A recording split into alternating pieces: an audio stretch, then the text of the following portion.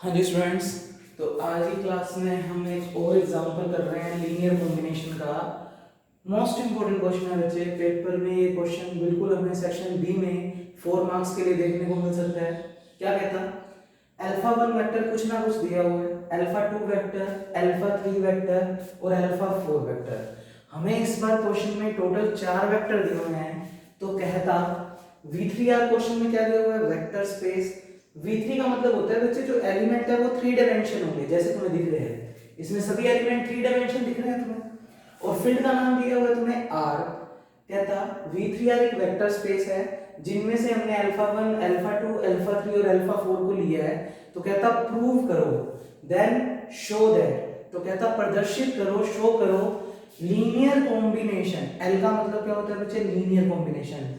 L किसके साथ, alpha 1 comma alpha 2, यानी अल्फा 1 अल्फा 2 का जो लीनियर कॉम्बिनेशन बनाओगे, कहता वो प्रूव करो कि वो इक्वल नहीं होगा अल्फा 3 और अल्फा 4 के लीनियर कॉम्बिनेशन के। अब बच्चे हमें लाइन ये प्रूव करनी है कि ये वाले दोनों लीनियर कॉम्बिनेशन आपस में इक्वल नहीं होंगे। तो मेरे पास ये प्रूव करने का कोई तरीका नहीं है कि ये लीनियर कॉम्बिनेशन और ये लीनियर कॉम्बिनेशन इक्वल नहीं है। तो बच्चे मैं कॉन्ट्राडिक्शन मेथड का यूज करूंगा। अगर तुम लोग साथ साथ पढ़ रहे हो तो मैंने वेक्टर स्पेस, वेक्टर सबस्पेस जब तुम्हें करवाया था तो उसमें भी एक थ्योरम थी बच्चे यूनियन वाली, उसमें भी मैंने कॉन्ट्राडिक्शन मेथड का यूज किया था। कॉन्ट्राडिक्शन को हिंदी में बोलते हैं विरोधाभासी नियम। यानी जो चीज प्रूव करनी है, हमें ये चीज प्रूव करनी है, हम इसका उल्टा मान लेंगे। हम क्या मान लेंगे, हमारे हिसाब से ये और ये इक्वल है। अब अगर उल्टा मानेंगे बच्चे तो एंड में रिजल्ट जो आएगा वो गलत आएगा, और जब गलत आएगा तो हम कहेंगे कि हमने जो माना वो गलत माना। इसका मतलब सही बात क्या है कि ये वाला और ये वाला लीनियर कॉम्बिनेशन इक्वल नहीं है। तो मोस्ट इंपोर्टेंट एग्जांपल है, इसको प्रूव करने के लिए मैं कॉन्ट्राडिक्शन मेथड का यूज करूंगा, यानी मैं इक्वल लेकर चलूंगा। फिर बाद में कुछ ना कुछ ऐसा रिजल्ट आएगा जो हम कहेंगे कि हाँ ये सेटिस्फाई नहीं कर रहा हमारी बातों को, तो इसका मतलब हमने मानना ही गलत था, और दैट मींस ये दोनों लीनियर कॉम्बिनेशन कभी भी इक्वल नहीं होंगे। तो देखो कैसे करेंगे प्रूफ। सॉल्यूशन देखो इसका, अच्छा क्वेश्चन है। V3R हमें क्या दिया हुआ है, वेक्टर स्पेस गिवन। तो लिखने का तरीका बहुत अच्छा होना चाहिए बच्चे। V3R is a vector space. Alpha 1 alpha 2 alpha 3 alpha 4 हमें कुछ ना कुछ गिवन है। तो अल्फा 1 बराबर 1 2 -1, अल्फा 2 बराबर 2 -3 2, अल्फा 3 बराबर 4 1 3 और अल्फा 4 बराबर -3 1 2। तो बच्चे ये हमें 4 वेक्टर्स दिए हुए हैं, प्रूव करना है ये नॉट इक्वल टू दिस। तो टू प्रूफ में लिखा मैंने linear combination of alpha 1 comma alpha 2 equal नहीं आना चाहिए लीनियर कॉम्बिनेशन अल्फा 3 अल्फा 4। पर मेरे पास कोई तरीका नहीं है इस बात को प्रूव करने का, तो मैंने कॉन्ट्राडिक्शन की हेल्प ली। तो एज अ कॉन्ट्राडिक्शन, विरोधाभासी नियम से, एज अ कॉन्ट्राडिक्शन जो चीज प्रूव करनी है उसका उल्टा मान लो। तो ये तो कहता कि प्रूव करो इक्वल नहीं है, पर मैं कह रहा हूं इक्वल है। तो L alpha 1 comma alpha 2 equal मान लेते हैं अल्फा 3 कोमा अल्फा 4। तो जो चीज प्रूव करनी थी उसका उल्टा मान लिया। अब मानना ही गलत है बच्चे कुछ ना कुछ, तो एंड में रिजल्ट भी कुछ गलत ही आएगा। देखते हैं कैसे। L अल्फा 1 कोमा अल्फा 2, यानी हमें अल्फा 1 और अल्फा 2 का क्या लिखना है, लीनियर कॉम्बिनेशन। बच्चे लीनियर कॉम्बिनेशन का मतलब स्केलर इनटू वेक्टर। तो बच्चे अल्फा 1 और अल्फा 2, अल्फा 1 और अल्फा 2 का लीनियर कॉम्बिनेशन कैसे लिखेंगे हम, A अल्फा 1 B अल्फा 2। ये लीनियर कॉम्बिनेशन होता क्या है, स्केलर इनटू वेक्टर। तो scalar into vector, scalar into vector. और लीनियर कॉम्बिनेशन सिर्फ किन दो वेक्टर का लिखना था, अल्फा 1 और अल्फा 2 का।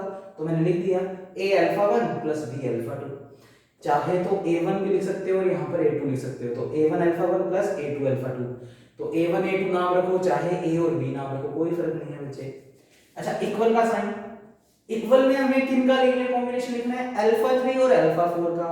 तो बच्चे लीनियर कॉम्बिनेशन का मतलब स्केलर इनटू वेक्टर। तो अल्फा 3 को किसी स्केलर से मल्टीप्लाई कर दो, B तक आ चुका है तो C प्लस D अल्फा 4। ये चीज अल्फा 3 और अल्फा 4 का लीनियर कॉम्बिनेशन है, और ये वाली चीज अल्फा 1 और अल्फा 2 का लीनियर कॉम्बिनेशन है। तो अभी तक तो सिंपल कैलकुलेशन है, हमने कॉन्ट्राडिक्शन में इक्वल मान लिया, यहाँ पर अल्फा 1 और 2 का लीनियर कॉम्बिनेशन लिख दिया, और यहाँ पर 3 और 4 का। जहाँ पर साइड में मेंशन करोगे ए बी सी डी, ये फील्ड से बिलोंग कर रहे हैं, और फील्ड हमें क्या दिया बच्चे, रियल नंबर। इन छोटी छोटी चीजों में नंबर होते हैं बच्चे। अच्छा, अल्फा 1, अल्फा 2, अल्फा 3 और अल्फा 4 हमें कुछ ना कुछ गिवन है, वो रख दो। तो ए तो एज इट इज, अल्फा 1 का मान बच्चे 1 2 -1, अल्फा 2 का मान 2 -3 2, अल्फा 3 का मान 4 1 3, और अल्फा 4 का मान -3 1 2। तो बच्चे सारी वैल्यूज रख दी हमने। इधर वाले चीज को अलग सोल्व कर लो और यहाँ वाले पोर्शन को अलग सोल्व कर लो। तो मैं डायरेक्ट लिख रहा हूँ, तुम्हें एक स्टेप 4 में क्या करना होगा, ए का तीनों से मल्टीप्लाई, और यहाँ पर बी का तीनों से मल्टीप्लाई, सिमिलर सी का और डी का। और हम जोड़ेंगे कैसे बच्चे, इसका पहला एलिमेंट इसके पहले एलिमेंट से जुड़ेगा, तो क्या बनेगा, a प्लस 2b, कोमा दूसरा एलिमेंट बनेगा 2a minus 3b, 2a minus 3b, और तीसरा बनेगा बच्चे माइनस का a और प्लस का 2b, माइनस का a प्लस का 2b। तो हमने इधर वाले पोर्शन में फर्स्ट एलिमेंट को ऐड कर दिया, सिमिलर यहां वाले भी पहले एलिमेंट दूसरे को एक साथ, तो 4c minus 3d, comma c plus d, और तीसरा एलिमेंट एक साथ कर दो, तो 3c plus 2d, 3c plus 2d। तो बच्चे अभी तक बिल्कुल सिंपल कैलकुलेशन की हमने। अब ये दो ब्रैकेट आपस में इक्वल है, तो कंपैरिजन कैसे करोगे, पहला एलिमेंट पहले के इक्वल, तो बच्चे क्या बना रिजल्ट, a प्लस 2b, ये a प्लस 2b किसके इक्वल आ गया बच्चे, 4c माइनस 3d, समीकरण number 1। 2a minus 3b c plus d के, तो 2a minus 3b is equal to c plus d, समीकरण नंबर 2। और माइनस का a प्लस 2b, माइनस का a प्लस का 2b इक्वल आ गया बच्चे 3c plus 2d, 3c plus 2d, समीकरण नंबर 3। अब बच्चे देखो हमने गलत मानना होगा कुछ ना कुछ, तो एंड में जो रिजल्ट आएगा वो भी कुछ ऐसा आएगा जो कि हमारे लिए एक्सेप्टेबल नहीं होगा। देखते हैं कैसे। बच्चे 3 समीकरण हैं और वेरिएबल कितने आ रहे हैं, 4। हमें a b c d 4 variable दिख रहे हैं बच्चे। क्वेश्चन तो यहीं से समझ आ रहा है कि 3 इक्वेशन 4 वेरिएबल सोल्व नहीं कर सकते, पर फिर भी कोशिश करते हैं। तो देखते हैं बच्चे, आप इनमें से तीनों इक्वेशनों में से किन्हीं 2 वेरिएबल के मान निकाल लो, किन्हीं 2 दूसरे वेरिएबल की टर्म्स में। जैसे मान लो मैं 1 और 3 को सोल्व करूं, तो बच्चे 1 और 3 को अगर सोल्व करता हूं तो a से a कैंसिल हो, अगर 1 और 3 को जोड़ देते हैं तो a से a कैंसिल हो, b की वैल्यू आ जाएगी किसकी टर्म्स में, c और d की टर्म्स में, और फिर वो b का मान हम उठाकर यहाँ पर या फिर इस समीकरण में रखकर a की वैल्यू निकाल लेंगे। a की वैल्यू भी किसकी टर्म्स में आएगी, c और d की। अब बच्चे 2 वैल्यूज निकाल ली हमने a और b, किन की टर्म्स में, c और d की टर्म्स में। और अगर ये तीनों इक्वेशनें आपस में इक्वल हैं तो a और b की जो वैल्यूज निकालनी है वो इक्वेशंस को सेटिस्फाई करेगी। तो बच्चे जो आपने सेकंड समीकरण का यूज नहीं किया उसकी एलएचएस में हम a और b की वैल्यू c और d की टर्म्स में जो निकाली है वो पुट कर देंगे। पुट करने के बाद इस एलएचएस को सोल्व करेंगे और ये इक्वल आना चाहिए किसके, आरएचएस के। अगर इक्वल आ गया फिर तो ये और ये चीज इक्वल है, पर अगर a और b की वैल्यू यहां पर रखने के बाद ये आरएचएस नहीं आई तो इसका मतलब हमने जो मानना वो गलत मानना। हमने गलत क्या माना था कि ये इक्वल है, इसका मतलब ये इक्वल नहीं है और क्वेश्चन प्रूव हो जाएगा। तो बच्चे बेसिकली हम उल्टा मानकर चले। बाद में 3 समीकरणें बनी हुई हैं, इसको और इसको मैं सोल्व करके a और b की वैल्यू c और d की टर्म्स में निकाल रहा हूं और वो उठाकर यहाँ पर समीकरण 2 की एलएचएस में रखूंगा और सोल्व करूंगा। सोल्व करने के बाद अगर आरएचएस के इक्वल नहीं आया तो इसका मतलब हमने जो मानना वो गलत माना था, तो इसका मतलब ये इक्वल नहीं है, इक्वल नहीं है, यही हमें प्रूव करना था। तो बच्चे देखिए आगे समीकरण 1 और 3 को जोड़ रहा हूं, तो समीकरण 1 प्लस समीकरण 3 कर दो, 1 और 3 को जोड़ दो, a से a खत्म, 2b और 2b 4b बराबर 4c और 3c 7c और माइनस का 3d प्लस का 2d तो माइनस का d। तो बच्चे 1 और 3 को जोड़ने पर a कैंसिल आउट हो गया, b की वैल्यू c और d की टर्म्स में आ गई, तो एग्जैक्टली b की वैल्यू कितनी आ गई 1/4 7c माइनस d, मैंने 4 को उधर भेज दिया, ठीक है। b की वैल्यू आ गई, इस b की वैल्यू को या तो समीकरण 1 में रखोगे या 3 में, तो तुम्हें किसकी वैल्यू मिलेगी a की। तो बच्चे मैं a समीकरण 1 में रख रहा हूं, put the value of b in equation 1, तो b की वैल्यू आप इक्वेशन नंबर 1 में रख दो, तो a तो चल रहा है बच्चे, प्लस का 2 भी चल रहा है, b की वैल्यू उठाकर रख दी 1/4 7c माइनस d, ये सिंपल कैलकुलेशन है, कर सकते हो आसानी से, इज इक्वल टू में क्या चल रहा है 4c minus 3d, 4c minus 3d। थोड़ा सोल्व कर लो, किसका मान निकालना है हमें a का, तो बच्चे पहले तो 2 और 4 कैंसिल आउट होकर क्या बन गया 1/2, तो ये बन गया जी a plus 1/2 7c minus d is equal to 4c minus 3d। तो 2 और 4 कट कर आता है 1/2 बन गया बच्चे। अब a की वैल्यू निकालनी है हम लोगों को, तो बच्चे इस पूरे स्टेप को उठाकर आप उधर ले जाओ, किसका हो जाएगा माइनस का, तो मैं ऊपर से थोड़ा सा क्वेश्चन मिटो रहा हूं। तो बच्चे मोस्ट इंपोर्टेंट क्वेश्चन है और बहुत सिंपल क्वेश्चन है, आसानी से आप लोग परफॉर्म कर सकते हैं। तो हम कुछ उल्टा मान कर चले और एंड में कुछ रिजल्ट देखते हैं उल्टा ही आएगा। इस स्टेप को उधर ले जाओ, माइनस का हो जाएगा, तो a is equal to 4c minus 3d minus का 1/2 7c माइनस d। तो सिंपल कैलकुलेशन है, इस माइनस 1/2 का अंदर मल्टीप्लाई कर दो, तो a is equal to 4c minus 3d minus का 7/2c और माइनस माइनस प्लस d/2। अब बच्चे c वाली टर्म्स को एक साथ कर दो और d वाली टर्म्स को एक साथ, तो यहां पर देखो ध्यान से, या सारे का एलसीएम ले लिया बच्चे, कहने का मतलब, तो क्या वैल्यू आई a is equal to 2 LCM आएगा, 2 का मल्टीप्लाई इससे भी होगा और इससे भी, तो 2 into 4 8c, 2 into 3 6d minus 7c plus d और डिवाइड बाय 2।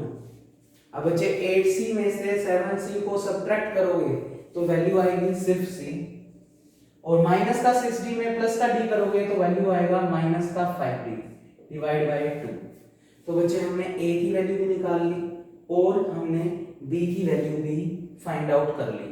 अब समीकरण 2 का कहीं भी यूज नहीं किया, तो बच्चे क्योंकि ये दोनों साइड्स इक्वल दी हुई हैं, तो मैं समीकरण 2 की LHS को बुला रहा हूं, तो मैंने लिखा फ्रॉम इक्वेशन 2 LHS को बुलाया, LHS है बच्चे 2a माइनस 3b, और मैं इसमें वैल्यू पुट कर रहा हूं a और b की, जो मैंने c और d की टर्म्स में निकाली है।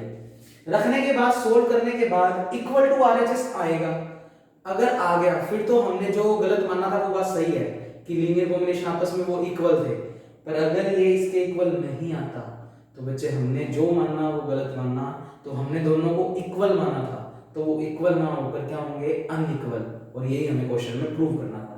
तो देखो रखने पर वैल्यू RHS के इक्वल नहीं आई, देखो क्या चाहिए हमें c प्लस d, तो देखते हैं a की वैल्यू रख दो, तो बच्चे 2 तो एज इट इज, और a की वैल्यू रख दी c minus 5d divide by 2 minus का 3 एज इट इज, और b की वैल्यू रख दी बच्चे 1/4 7c माइनस d।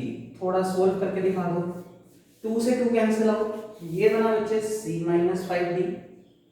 अच्छा 3 का अंदर मल्टीप्लाई कर दो, तो 3/4 का मल्टीप्लाई इससे करोगे तो 3 into 7 21 divide by 4 into c, और 3/4 का मल्टीप्लाई इससे करो तो माइनस माइनस प्लस, तो प्लस का 3/4 d। तो बच्चे सिंपल कैलकुलेशन किया मैंने, C और C टोटल एलसीएम ले लो, कहने का मतलब 4 एलसीएम आ जाएगा। तो मैं यहां से क्वेश्चन लिख रहा हूं, तो बच्चे 4 एलसीएम आ गया, 4 यहां पर मल्टीप्लाई होगा तो क्या बनेगा 4C, 4 into 5 20D, माइनस का 21C और प्लस का 3D। तो C वाले टर्म्स को इकट्ठा कर लो, तो 4C माइनस 21C माइनस का 17C और माइनस का 20D और प्लस का 3D, तो ये बना बच्चे माइनस का 17D डिवाइड बाय 4। आप लोग क्लियरली देख सकते हो कि अगर मैं माइनस का 17 कॉमन भी ले लेता हूं तो भी ये बनता है C plus D not equal to समीकरण 2 की RHS। बच्चे समीकरण 2 में RHS सिर्फ C प्लस D है, पर मेरे पास यहाँ पर माइनस का 17/4 एक्स्ट्रा आ रहा है, यानी LHS RHS के बराबर नहीं आ रही, तो हमने जो मानना गलत मानना, तो क्या लिखेंगे हम, सो our assumption is wrong. Assumption का मतलब होता है मानना, जो हमने मानना था वो गलत माना था। So our assumption was wrong, that means जो लाइन हमें प्रूव करनी थी। तो बच्चे ये क्वेश्चन कंप्लीट हो गया। लाइन क्या प्रूव हो गई, इसका मतलब अल्फा 1 और अल्फा 2 का लीनियर कॉम्बिनेशन इक्वल नहीं है अल्फा 3 और अल्फा 4। तो बच्चे यही हमें प्रूव करना था, तो ये क्वेश्चन कंप्लीट। नेक्स्ट एग्जांपल देख रहे हैं, जल्दी से इसको नोट आउट कर लेंगे आप लोग। तो अच्छा और इंटरेस्टिंग क्वेश्चन था बच्चे। अब एग्जांपल नंबर बात करते हैं बच्चे 5 की, वो भी मोस्ट इंपोर्टेंट है। तो देखिए आप लोग एग्जांपल नंबर 5। तो बच्चे ये फर्स्ट ए एक्सरसाइज हमारे पास कंप्लीट हो गई। ये पूरा फर्स्ट एक्सरसाइज था, फर्स्ट ए। लीनियर कॉम्बिनेशन सबसे मोस्ट इंपोर्टेंट चैप्टर है बच्चे, क्योंकि आगे वाले जो चैप्टर्स करने हैं वो लीनियर कॉम्बिनेशन के बिहाफ में होंगे। तो देखिए नेक्स्ट एग्जांपल की wording, in a vector space V3R, ये भी मोस्ट इंपोर्टेंट है, पेपर में आ सकता है, मोस्ट इंपोर्टेंट।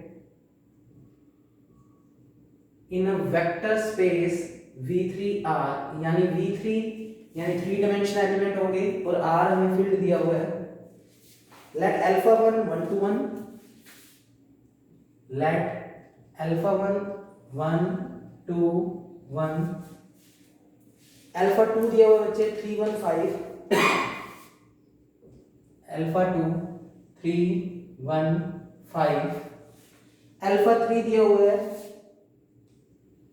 3 -4 और 7। then prove that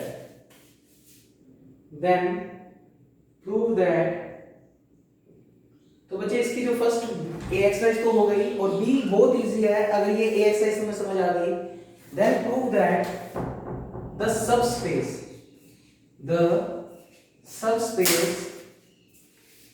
span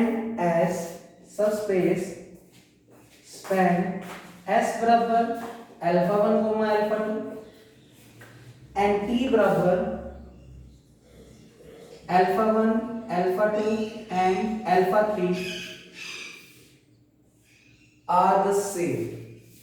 बच्चे ये कंप्लीट क्वेश्चन मैंने नोट कर दिया, पर ध्यान से सुनना, थोड़ा सा बड़ा और लेंथी क्वेश्चन है और इजी है अगर बात को लॉजिकली समझो। पहले तो क्वेश्चन में गिवन क्या क्या है वो बताता हूं। V3R तो हमें क्वेश्चन में क्या दिया हुआ है, वेक्टर स्पेस, यानी फील्ड का नाम हमें R दिया हुआ है, जिसमें से उसने 3 वेक्टर लिए, अल्फा 1 अल्फा 2 और अल्फा 3, वो कुछ ना कुछ गिवन है। तो कहता देन प्रूव दैट, तो आप सिद्ध करो द सब स्पेस। बच्चे सब स्पेस किनको दिया हुआ है, S और T को। ये जो S और T दो सेट दिए हुए हैं वो दोनों के दोनों आपको सब स्पेस दे रखे हैं, यानी S भी एक सब स्पेस है और T भी एक सब स्पेस है। तो कहता प्रूव करो, देन प्रूव दैट सब स्पेस जो स्पैन बना रहे हैं बच्चे, स्पैन का मतलब आपको बताया था कल भी, लीनियर कॉम्बिनेशन से है। किन किन का लीनियर कॉम्बिनेशन, कहता S का लीनियर कॉम्बिनेशन और T का लीनियर कॉम्बिनेशन आपस में क्या होना चाहिए, सेम। यानी हमें इस पूरे क्वेश्चन के अंदर क्या प्रूव करना है, S से बनने वाला लीनियर कॉम्बिनेशन और T से बनने वाला लीनियर कॉम्बिनेशन आपस में क्या होना चाहिए, इक्वल। उसने लिखा है ना स्पैन को क्या प्रूव करो, सेम। स्पैन का मतलब ही बच्चे लीनियर कॉम्बिनेशन से होता है। तो क्वेश्चन की वर्डिंग में हमसे ये पूछा गया है एस से बनने वाले लीनियर कॉम्बिनेशन और टी से बनने वाले लीनियर कॉम्बिनेशन आपस में क्या होंगे, सेम होंगे। सेम का मतलब ये दोनों वैल्यूज क्या होनी चाहिए, इक्वल। तो बच्चे अगर क्वेश्चन समझ गए हो तो फिर प्रूफ कैसे करेंगे उसके बारे में थोड़ा सा देखो। अभी लिख नहीं रहा मैं कैसे प्रूव कर रहे हैं, पहले कंसेप्ट समझो। मुझे इन दोनों चीजों को इक्वल प्रूव करना है। जब भी अलजेब्रा यानी वेक्टर स्पेस या रिंग थ्योरी की बुक में हमें किन्हीं दो सेट्स को इक्वल प्रूव करना होगा तो हमेशा हम लोग क्या कंसेप्ट लगाएंगे, ये ए हो गया मान लो और ये बी। अगर ए को बी के इक्वल प्रूव करना है तो हमेशा दो केस बनाएंगे। एक बार ए को किस में कंटेन करवाएंगे, बी में, और एक बार बी को किस में कंटेन करवाएंगे, ए में। अगर इसको इसमें कंटेन करवा दें और इसको इसमें कंटेन करवा दें तो दोनों केसों से ये दोनों क्या हो जाएंगे, इक्वल। तो फिलहाल इस क्वेश्चन के लिए जो दो केस बनाऊंगा वो ये बनाऊंगा, एलएस को कंटेन करवाऊंगा एलटी में और फिर दूसरे केस में एलटी को कंटेन करवाऊंगा एलएस में। अगर ये चीज इसमें कंटेन कर जाए और ये चीज इसमें कंटेन कर जाए तो दोनों केसों से ये दोनों आपस में क्या हो जाएंगे, इक्वल। चाहे इसके साथ ये निशान भी लेकर चल सकते हो तो भी ये चीज क्या प्रूव हो जाएगी बच्चे, इक्वल। तो सिनेरियो ये है, हमें ये चीज इसके इक्वल प्रूव करनी है और इसके लिए हम कहीं ना कहीं इसको इसमें और इसको इसमें बिठाने की कोशिश करेंगे। अच्छा एक वर्ड भूल गए, एसओटी हमें ऑलरेडी क्या दिया हुआ है, सबस्पेस। बच्चे तुम्हें वेक्टर सबस्पेस वाला चैप्टर करवाया था। वेक्टर सबस्पेस कह लो चाहे सबस्पेस कह लो, और सबस्पेस की डेफिनेशन क्या होती है एक बार देख लें हम लोग। अगर W को सबस्पेस प्रूव करना होता था तो हम इसमें किस टाइप के एलिमेंट बिठाते थे, ए अल्फा प्लस बी बीटा, यही बिठाते थे ना बच्चे। इसको अगर डिटेल में देखें हम लोग तो क्या चीज है ये, अगर अल्फा और बीटा, ये अल्फा और बीटा हम कहां से मानते थे, W से। बड़ी इंटरेस्टिंग बात बताने जा रहा हूं इस बात से। और बच्चे ये एक्चुअली में क्या है, लीनियर कॉम्बिनेशन नहीं है, scalar into vector, scalar into vector. और अगर ये पूरा एलिमेंट W का बन जाता है तो इसका मीनिंग क्या है कि ये पूरा का पूरा एलिमेंट W के किसी ना किसी एलिमेंट के बराबर होगा। मान लो W में कोई गम है, भाई ये एलिमेंट तुमने W में बिठा दिया तो इसका मतलब W में कोई ऐसा बंदा होगा ना जो इसके बराबर होगा। तो इसका मतलब हम इसको लिखते हैं, एक नाम दे दे गामा। भाई ये वैल्यू किसी ना किसी की तो इक्वल आएगी जो W में बैठ रही है, तो नाम क्या दे दिया उसको, गामा। अब बच्चे alpha beta gamma as a क्या है, वेक्टर। और हम बेसिकली बात क्या कह सकते हैं, W के किसी भी वेक्टर को, अगर W सबस्पेस है तो W के किसी भी वेक्टर को तुम बाकी वेक्टर के लीनियर कॉम्बिनेशन के रूप में लिख सकते हो। बाकी वेक्टर कौन कौन से हैं, अल्फा बीटा, और उसके किसके रूप में लिख दिया, लीनियर कॉम्बिनेशन। यानी W के किसी गामा वेक्टर को तुमने लिख दिया बाकी बचे हुए लीनियर कॉम्बिनेशन के रूप में, और बाकी बचे हुए में कौन कौन है, अल्फा और बीटा, उसका क्या लिख दिया आपने, लीनियर कॉम्बिनेशन। तो इस बात का यूज करूंगा तो एक बार आप लोग अपने नोट्स में कहीं ना कहीं ये दोनों चीजें बना देना, उसके बाद ये क्वेश्चन लिखना और फिर इसका सॉल्यूशन। ठीक है बच्चे, मैं मिटो रहा हूं और फिर इस क्वेश्चन को कर रहा हूं। और ये बात क्यों बताई है बच्चे मैंने, क्योंकि मुझे कहीं ना कहीं एस और टी गिवन है कि वो क्या चीज है, सबस्पेस। और अगर ये सबस्पेस है तो इनके किसी भी एक वेक्टर को मैं बाकी बचे हुए वेक्टर के लीनियर कॉम्बिनेशन के रूप में लिख सकता हूं। इनके किसी भी एक वेक्टर को बाकी बचे हुए दो वेक्टर्स के लीनियर कॉम्बिनेशन के रूप में मैं लिख सकता हूं, क्योंकि अगर ये सबस्पेस है तो उसमें हमेशा इस टाइप का एलिमेंट रहेगा। अब जैसे T अगर सबस्पेस है तो उसमें हमेशा कौन सा एलिमेंट रहेगा, A1 alpha 1 A2 alpha 2 type का एलिमेंट रहेगा ही रहेगा, और वो T के किसी ना किसी एलिमेंट के तो इक्वल रहेगा।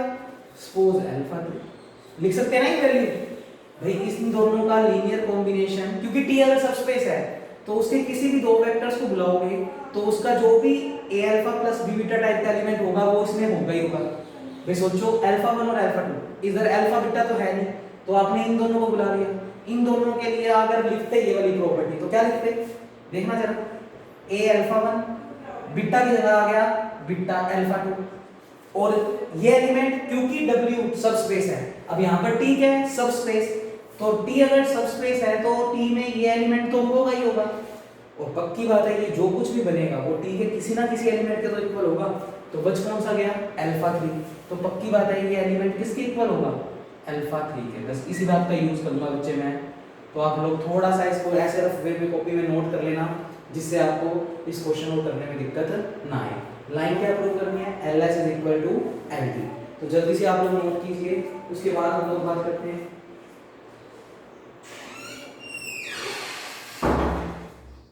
हाँ जी बच्चे, तो इस क्वेश्चन को परफॉर्म कर रहे हैं। अच्छा और मोस्ट इंपोर्टेंट एग्जांपल है, तो मैं ये सब चीजें मिटो रहा हूँ और प्रूफ में देखते हैं हम कैसे करेंगे। स्पैन का मतलब बच्चे फिर से सुन लो, लीनियर कॉम्बिनेशन से ही होता है, collection of all linear combinations. तो बेसिकली एलसी से मतलब है। तो इसको लिखने का तरीका, सॉल्यूशन बच्चे गिवन है कि V3 यार हमें क्वेश्चन में दिया हुआ है इज अ वेक्टर स्पेस। ये एक वेक्टर स्पेस है, कुछ तीन वेक्टर्स दिए हुए हैं हमें। अल्फा 1 दिया हुआ है 1 2 1, अल्फा 2 दिया है 3 1 5, और अल्फा 3 दिया है 3 -4 और 7। ये तीनों में कुछ ना कुछ वेक्टर दिए हुए हैं। प्रूफ करना है सबस्पेस S और T का जो लीनियर कॉम्बिनेशन बनाएगा वो कैसा होगा, सेम। पर पहले S और T हमें क्या दिए हुए हैं, सबस्पेस। आल्सो गिवन, और क्या हमें गिवन है, S जो कि अल्फा 1 अल्फा 2 है, एंड T जो कि अल्फा 1 अल्फा 2 अल्फा 3 है। ये दोनों हमें दिए हुए हैं कि ये सबस्पेस है। इस बात का यूज करेंगे कहीं ना कहीं, आर सबस्पेस। ये हमें गिवन है कि ये सबस्पेस है। प्रूव करना है subspace span S and T are same, that means इस तरीके से लिखो, subspace span S and T are same, S and T are same, that means S का लीनियर कॉम्बिनेशन और T का लीनियर कॉम्बिनेशन हमेशा क्या आना चाहिए, इक्वल। तो देखो हम कैसे प्रूव करेंगे इस बात को।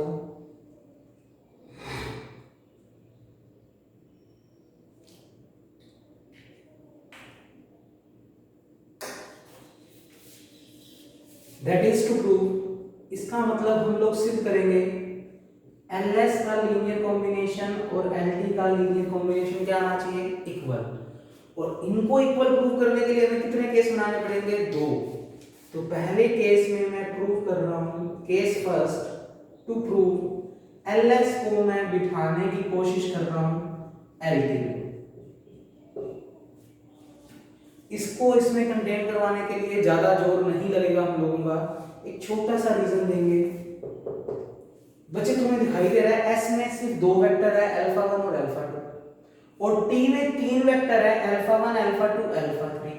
तुम तो क्लियरली देख पा रहे हो कि S के जो दोनों एलिमेंट हैं वो T में तो नहीं है, और T में तो उसके अलावा भी कोई एक एलिमेंट है।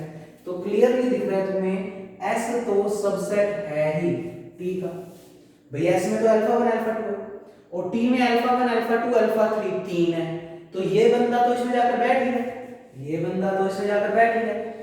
अब बच्चे दोनों तरफ L अप्लाई कर दो, यानी लीनियर कॉम्बिनेशन का साइन अप्लाई कर दो। तो LS को किसमें कंटेन कर गया, LT में। तो हमारा पहला केस तो प्रूव हो गया। हमें LS को LT में बिठाना था। रीजन क्या दिया, क्योंकि S तो सबसेट है ही T का, तो LS को LT में जाएगा ही जाएगा। अब दूसरे केस में LT को किस में बिठाऊंगा, LS में। तो केस सेकंड, तो ये तो बहुत सिंपल सा था। इसमें लिए थोड़ा सा काम करना पड़ेगा हमें।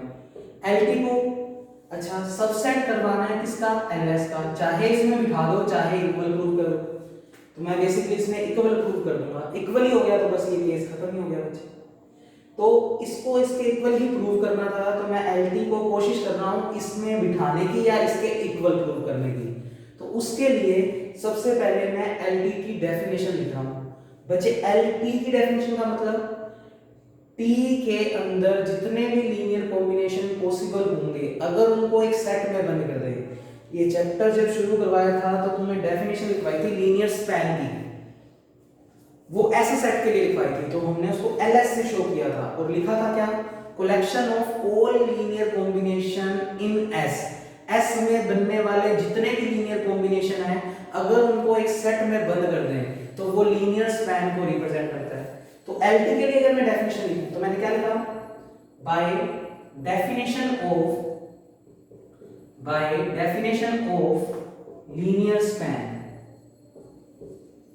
linear span in T is, अगर T के लिए मैं लीनियर स्पैन की डेफिनेशन लूं तो बच्चे T के अंदर एलिमेंट कौन कौन से हैं, अल्फा 1 अल्फा 2 अल्फा 3, तो इसका लीनियर कॉम्बिनेशन क्या बनेगा, तो हम LT से डिनोट करेंगे। होता क्या है, एक सेट होता है और उसमें आती क्या है, collection of all linear combination of T।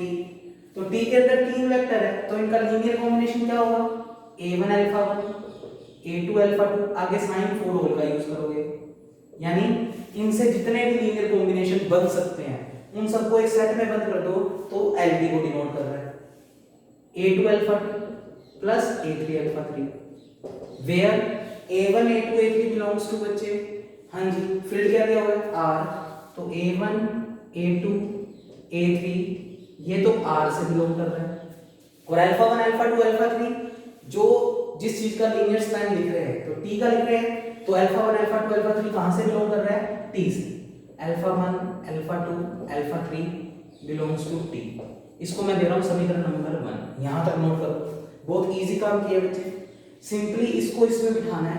तो मैंने LT की पहले डेफिनेशन को बुलाया, LT की डेफिनेशन T की सेट से बनने वाले जितने भी लीनियर कॉम्बिनेशन है, तो T के अंदर बेसिकली 3 वेक्टर्स है, तो इनके लीनियर कॉम्बिनेशन, फॉर ऑल का साइन क्यों लगाया, क्योंकि ये भी एक लीनियर कॉम्बिनेशन बनेगा इसमें, A1 alpha 1 plus A2 alpha 2, सिर्फ इतना, वो भी तो एक लीनियर कॉम्बिनेशन है T का। ऐसे A1 alpha 1 plus A3 alpha 3, वो भी उसका एक लीनियर कॉम्बिनेशन है, तीनों को मिलाकर भी बनने वाला क्या है, एक लीनियर कॉम्बिनेशन। तो कई सारे बन सकते हैं, तो मैंने फॉर ऑल का साइन लगा दिया, जहां पर A1 A2 A3 तो फील्ड से बिलोंग कर रहा है, और अल्फा 1 अल्फा 2 अल्फा 3 जिसका लीनियर स्पैन लिख रहे हो, किसका लिख रहे हो, T का, तो ये तीन एलिमेंट किस में बिलोंग कर रहे हैं, T में। तो डेफिनेशंस लिखनी आनी चाहिए, ये किसकी डेफिनेशन है, लीनियर स्पैन की। जब मैंने तुम्हें नोट्स बनवाए थे उसमें S नाम का सेट था, तो हमने LS से लिखा था, अब की बार T नाम का सेट है तो हमने LT से लिख दिया। इस इक्वेशन नंबर 1 को याद रखना, उसमें एलिमेंट क्या है, A1 alpha 1 plus A2 alpha 2 plus A3 alpha 3, आगे करेंगे यूज करूंगा। तो इतना काम नोट कर लो बच्चे, प्रूव करना है ये दोनों क्या आ जाए, इक्वल, बस आने वाले हैं इक्वल बच्चे, थोड़ा सा काम और करना है। इतना काम करने के बाद फिर इस बात का यूज किया कि T तो हमें क्वेश्चन में क्या दिया हुआ है बच्चे, T क्वेश्चन में क्या दिया हुआ है, सबस्पेस, तो मैंने लिखा, देखो तो सबस्पेस दिया हुआ था क्वेश्चन में, उस बात का बहुत अच्छे से यूज कर रहे हैं, तुम लोगों को नोट भी लगवाया था अभी अभी कुछ सबस्पेस से रिलेटेड। तो देखो क्या लिख रहा हूं मैं, सिंस, क्योंकि T इज अ सबस्पेस, और अगर T सबस्पेस है तो T के किसी भी एक वेक्टर को तुम बाकी बचे हुए वेक्टर के लीनियर कॉम्बिनेशन के रूप में लिख सकते हो। तो इस बात के लिए मैं यहां पर ही हिंट के रूप में लिख रहा हूं, T के अंदर 3 वेक्टर है, अल्फा 1 अल्फा 2 अल्फा 3, और क्योंकि T सबस्पेस है तो इसका कोई भी एक वेक्टर, अब तुम्हारी मर्जी है बच्चे, चाहे अल्फा 1 चाहे अल्फा 2 और चाहे अल्फा 3, किसी भी एक को बाकी दो के लीनियर कॉम्बिनेशन के रूप में लिख सकते हो। रीजन तुम्हें अभी बता चुका हूं कि अगर कोई चीज सबस्पेस है तो उसमें a alpha plus b beta type का एलिमेंट होगा, और एक्चुअली में a alpha plus b beta एक लीनियर कॉम्बिनेशन है, और वो a alpha plus b beta अगर w में है तो वो w के किसी ना किसी एक एलिमेंट के तो इक्वल होगा, तो लाइक गामा के इक्वल। तो इसका मतलब आपने w के किसी एक गामा को बाकी बचे हुए दो के लीनियर कॉम्बिनेशन के रूप में लिख दिया।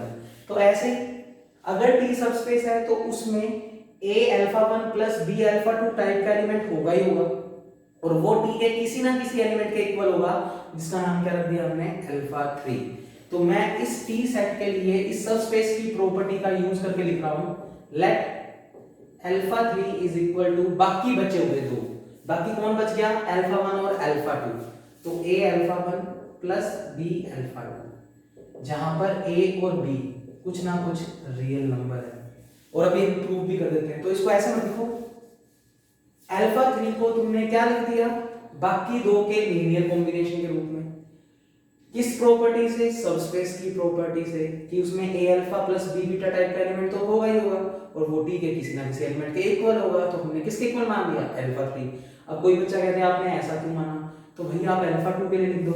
आप ये भी लिख सकते हो, अल्फा 2 बराबर a1 alpha 1 plus a2 alpha 3, यानी आपने इन दोनों का लीनियर कॉम्बिनेशन बना दिया और उसको किसी अल्फा 2 के इक्वल रख दिया। तो कोई मर्जी लेकर चल लेना, क्वेश्चन का रिजल्ट सेम आएगा। फिलहाल यहां आ जाओ। अब पहले हमने लिख तो दिया, इस a और b को प्रूव भी करके दिखा देते हैं कि ये बिल्कुल रियल नंबर आ रहे हैं, यानी वेक्टर स्पेस के फील्ड से बिलोंग कर रहे हैं। तो पहले तो मैं इस लाइन का जो लिख दिया मैंने, उसमें a और b को शो करके दिखा रहा हूं कि वो रियल नंबर आ रहे हैं, भाई बाहर नहीं जा रही है, फील्ड के ही एलिमेंट बन रहे हैं। देखो कैसे बच्चे, अल्फा 3 की वैल्यू तुम्हें क्वेश्चन में दे रखी है, अल्फा 3 की वैल्यू दे रखी है 3 - 4 7, 3 - 4 7, a as it is, a की तो वैल्यू निकालनी है। अल्फा 1 दे रखा है हमें 1 to 1, 1 2 1,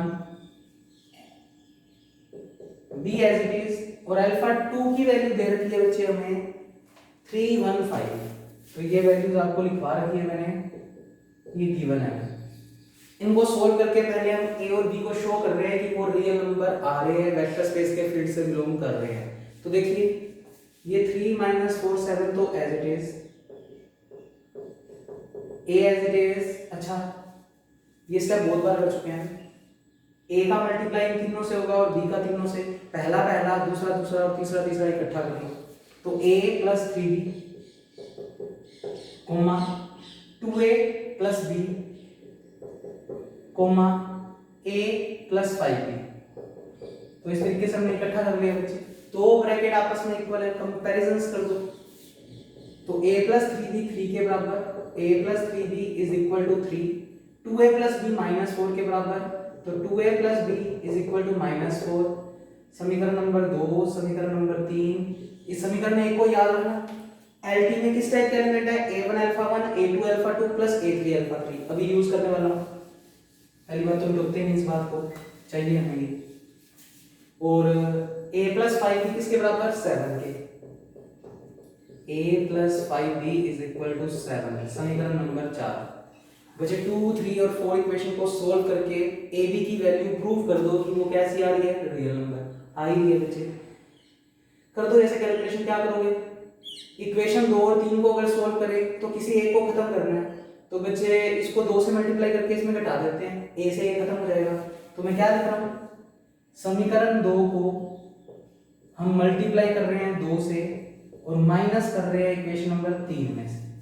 तो 2a - 2a खत्म हो गया, 2 × 3 6, 6b - b 5b, 2 × 3 6, और माइनस कर रहे हैं तो माइनस माइनस प्लस, 6 + 4 10। तो बच्चे यहां से b की वैल्यू 2 आ गई, जो कि एक रियल नंबर है, और b की वैल्यू 2 किसी में भी रख दो, a की वैल्यू आ जाएगी। तो b की वैल्यू अगर 2 रख देते हो इसमें तो 6 और वो उधर जाकर माइनस का हो जाएगा, तो a की वैल्यू -2 आ जाएगी, a आ जाएगा -2। ये तो कर लोगे तुम लोग बच्चे। आपके पास कुल मिलाकर ये a और b रियल नंबर आ रहे हैं। a और b अगर रियल नंबर आ रहे हैं तो इसका मतलब हमने अल्फा 3 को अगर इस लीनियर कॉम्बिनेशन के रूप में लिख दिया तो वो एग्जिस्ट कर रहा है। तो आपने बेसिकली बात क्या प्रूव कर दी, alpha 3 make LC with alpha 1 and alpha 2, जो कि बनाना ही था क्योंकि ये सबस्पेस है, तो ये वाली प्रॉपर्टी तो रखेगा ही रखेगा।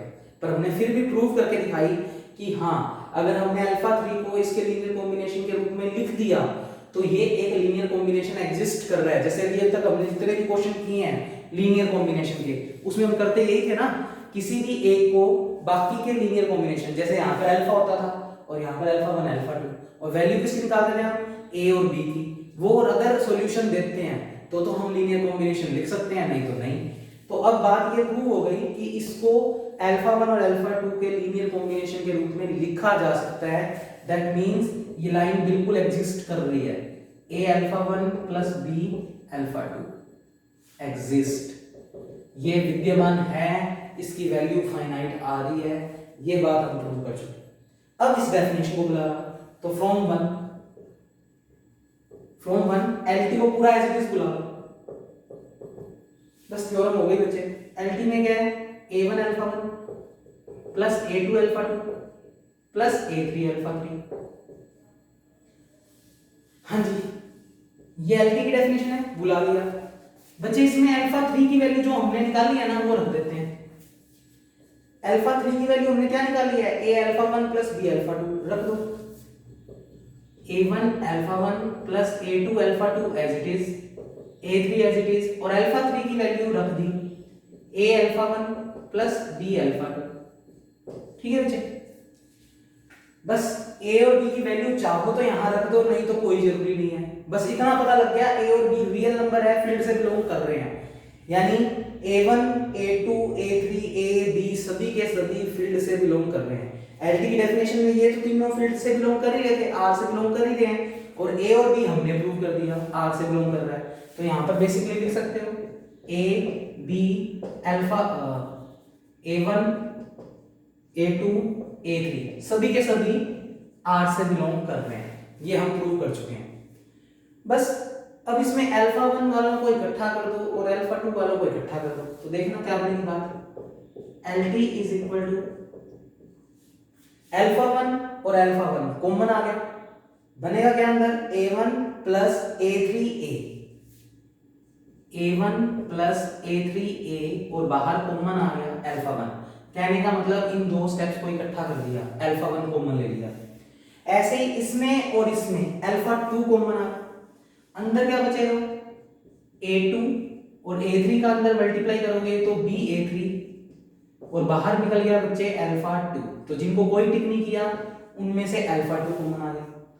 अब बच्चे s के अंदर क्या एलिमेंट थे, तो साइड में लिखा, s के अंदर तो सिर्फ दो ही एलिमेंट थे, अल्फा 1 और अल्फा 2, यही दो एलिमेंट थे, अल्फा 1 और अल्फा 2।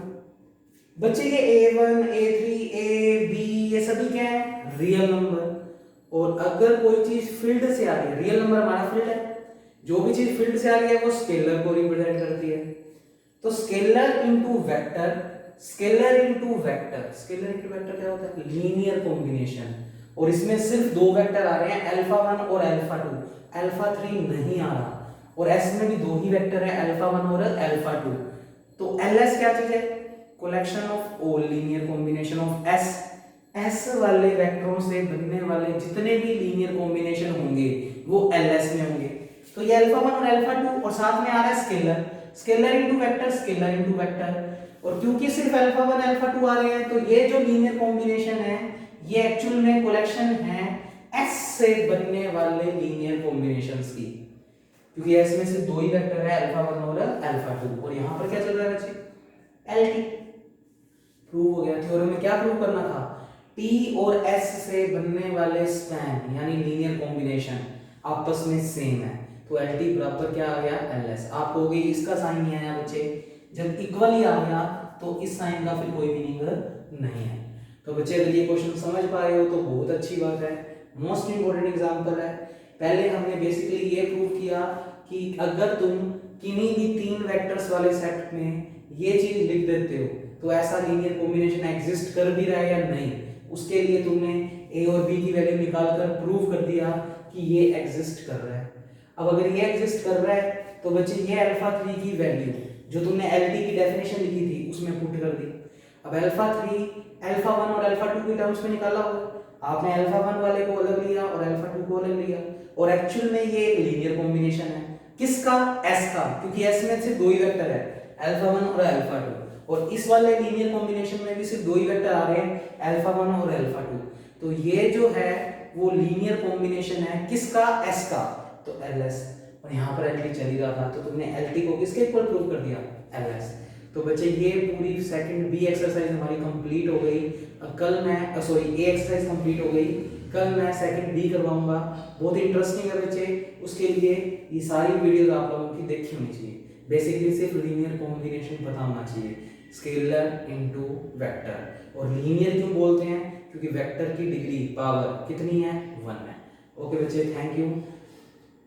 फीसें बच्चे नेक्स्ट वीक के पहले 3 या 4 दिन में आ जानी चाहिए सभी बच्चों की जो जो बैच लगाना चाहते हैं, उससे लेट नहीं बच्चे।